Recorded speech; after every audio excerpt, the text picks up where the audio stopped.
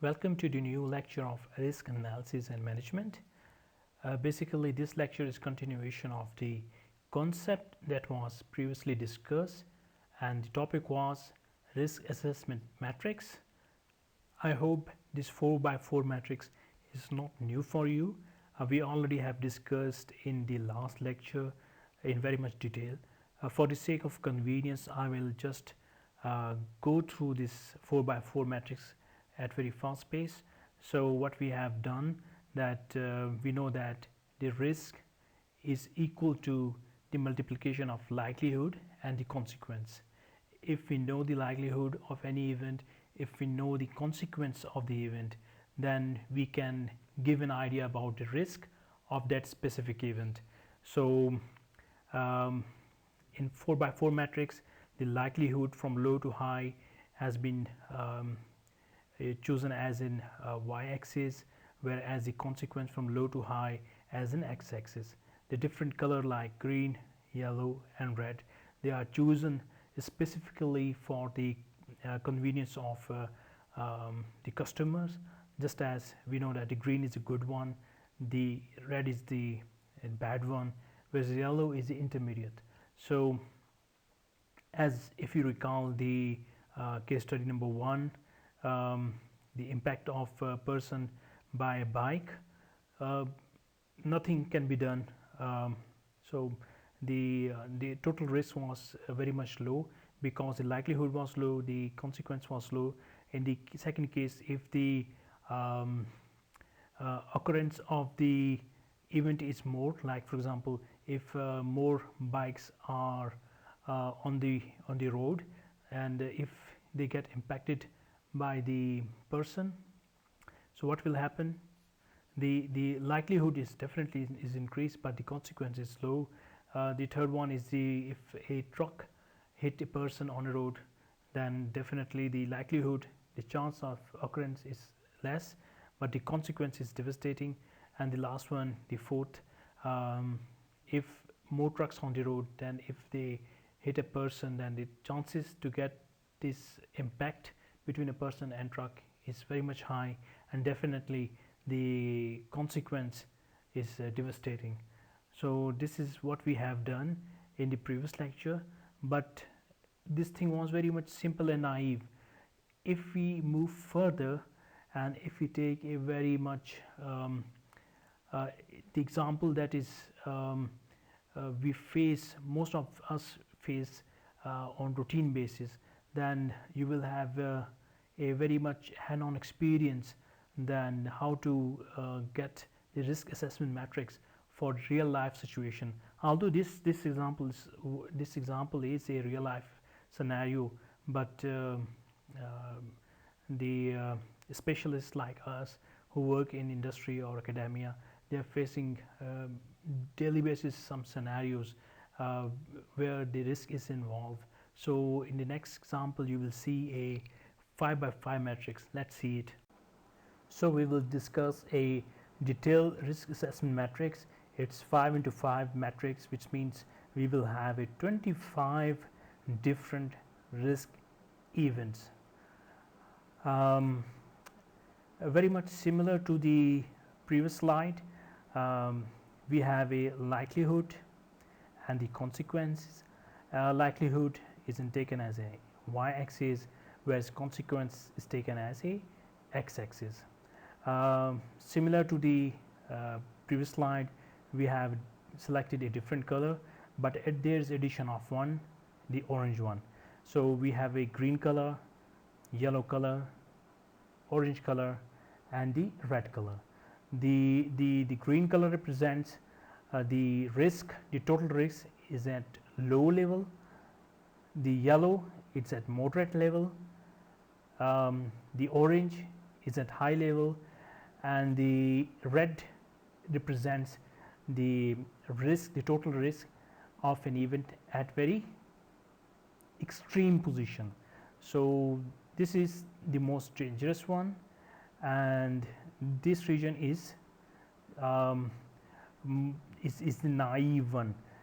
If there is some risk which fall in this region, the green region, then most probably we don't have to pay much attention. But as we move from this green to yellow, yellow to orange, and then red, the red is the danger zone, definitely. But when we move from green to yellow, then we have to be alert on this risk event, and we have to pay attention here, more attention. And in this case, it's devastating. So we have to address this risk immediately if possible. So also you will see that on likelihood and the consequences we have much detail.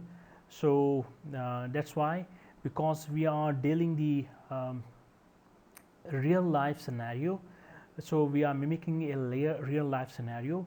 What the real life scenario is, we have a XYZ company which is producing ABC product, and what is happening that if there is certain delay in the production of this product, the ABC product, then there will be a negative consequence, which means that if there is certain delay, then the cost of the product will increase, and this means the overall budget of the company will get increase. I will repeat again. XYZ company is producing ABC product, and if there is delay in the product, because every product has some deadline, you have to deliver a product to the customer at a specific deadline. If you cross the deadline, then any of the delay will be translated into the additional cost on the product of your company. If there is additional cost on the product, this means your company total budget will be suffering. So let's discuss one by one thing. First, the likelihood. The L1 represents the rare occurrence of that event, and the chances of the event, the occurrence of the chances of the event is less than 5%. The L2 represents the unlikely to occurrence of the event, and the chances of the event that to get occur is between 5 to 20%. The L3 represents the possible to occur. If the event is possible to occur, then the chances of that event to get occur is between 20 to 60%. The L4 represents the likely to occur. The likely to occur means if the event is likely to occur, this means that 60 to 90% of the chances are that this event will get occur. And the L5 is the almost certain to occur. If the event is certain to occur, then the chances are more than 90% that this event will get occur. So these are different levels in the likelihood. Start from L1, L2, L3, L4, and the last is the L5. And the L, it represents the likelihood. Similarly, we have a consequence. Consequence C is taken as common from C1 to C5. So C1 is titled as insignificant. This insignificant means that the consequence is can be mitigated by daily process. So by doing a minor revision in the daily product, in the daily process, sorry, you can get rid of this this event. So the second is the C2 represent the minor. It means that if this consequence get occur, then there will be a 15% delay in the schedule, and definitely this schedule will cost increase the cost of the budget up to 15%. The third one, the consequence represents the moderate. The moderate means that 30% delay in the schedule will increase the cost up to 30% of the budget. The fourth level is the major level in the consequence. The major level in the consequence means that 60% delay in the schedule will increase the cost up to 60% of the budget. And the last one, C5, as the name suggests, catastrophic. So the project will get abandoned. You have to stop the project if such catastrophic consequence get happened. So start from C1, C2, C3, C4 and adds up C5. So similar to the previous lecture activity, we have to define different events that occur in this company and then multiplying the likelihood to the consequence. We have a value of the total risk, and then we have to put the total risk in any one of the boxes. So if you are dealing with such a real life scenario, then definitely you will map this the event that occur in the company to this 5 into 5 matrix. For example, if the total risk of any event we will get like likelihood multiplication with the consequence, and the total is came about the in this box, the low one, where the chances are rare and the activity is the insignificant. So it will come here in this box. This means that by just doing a minor revision in the process, you can get rid of the risk. Similarly, as you go up here till here, so the chances are getting more of this event to get happen, but by doing a minor revision in the process, you can get rid of it, get rid of this risk. However, if the chances are likely or certain to occur, then you have to get a little bit worried, because although the consequence is insignificant, but the occurrence is much more likely. As you can see, it's 60 to 90% or more than 90%. If the occurrence is much more likely, then you have to pay attention and you have to revise the process by the consultation of the supervisor and the top management. Similarly, if you move from this C1 to C5, then the condition of the event is devastating. So anything that happened in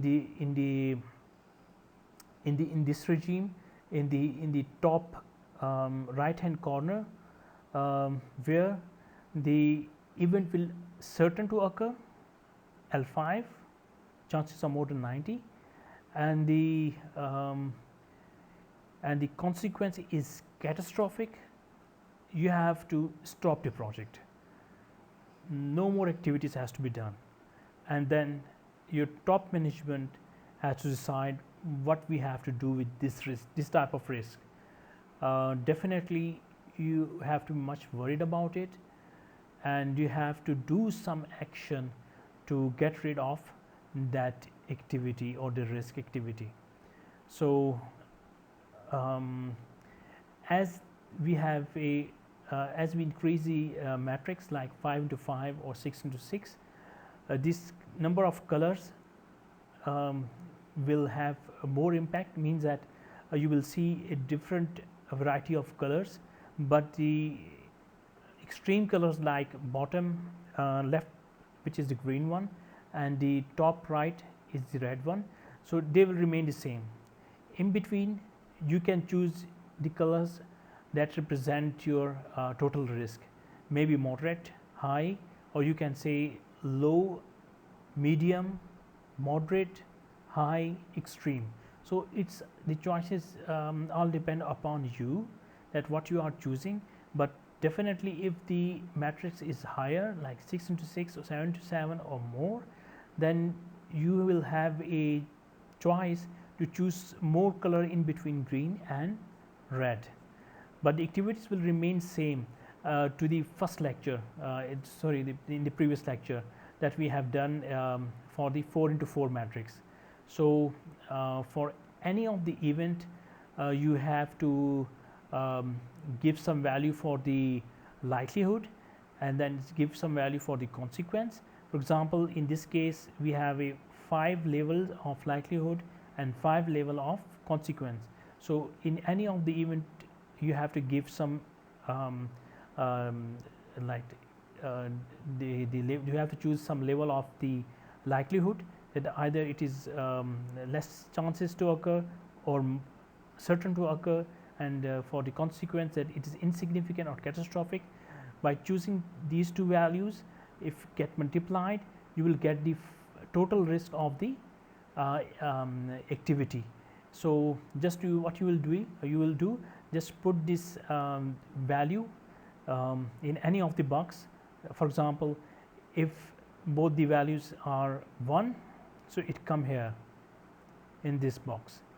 If the value comes at 25, what box you will choose? Definitely here.